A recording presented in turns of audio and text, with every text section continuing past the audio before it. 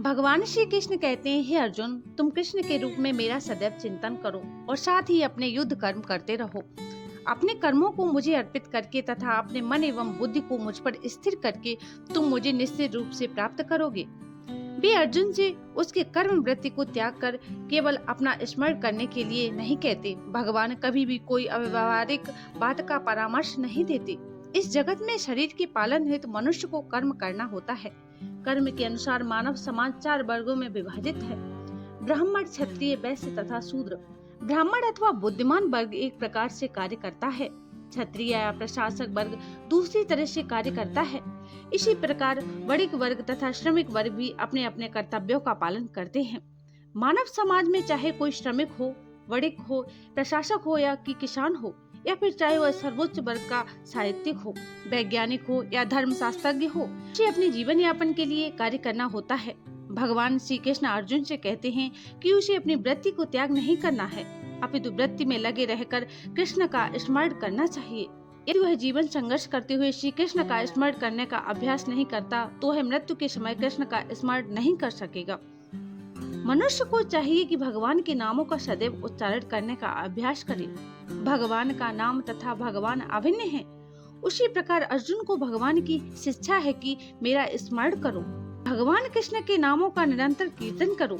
एक ही है, इसमें कोई अंतर नहीं है, क्योंकि कृष्णा तथा कृष्ण के नाम में कोई अंतर नहीं है। चरम दशा में नाम तथा नामी में कोई अंतर नहीं होता है।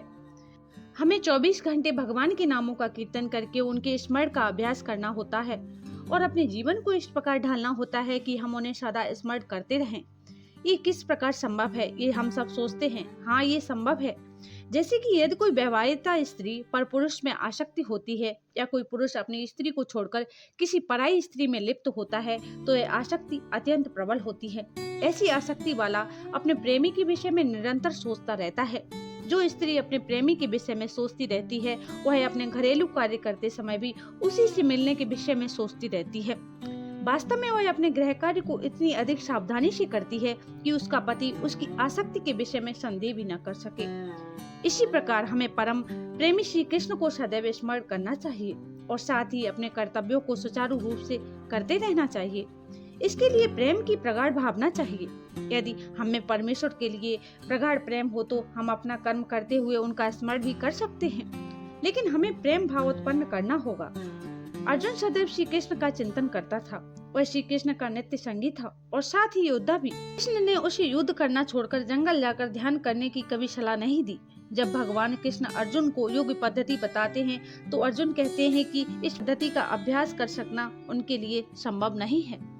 अर्जुन ने कहा, हे मधुसूदन, आपने जिस योग पद्धति का संक्षेप में वर्णन किया है वह मेरे लिए अव्यवहारिक प्रतीत होती है, क्योंकि मेरा मन अस्थिर तथा चंचल है। भगवान श्री कृष्ण कहते हैं, संपूर्ण योगियों में जो श्रद्धावान योगी भक्ति योग के द्वारा मेरी आज्ञा का पालन करता है, अपने अंतर मन में मेरे बारे में सोचता है और मेरे योग में मुझसे परम घनिष्ठता पूर्वक युक्त होता है और सब में श्रेष्ठ है, यही मेरा मत है।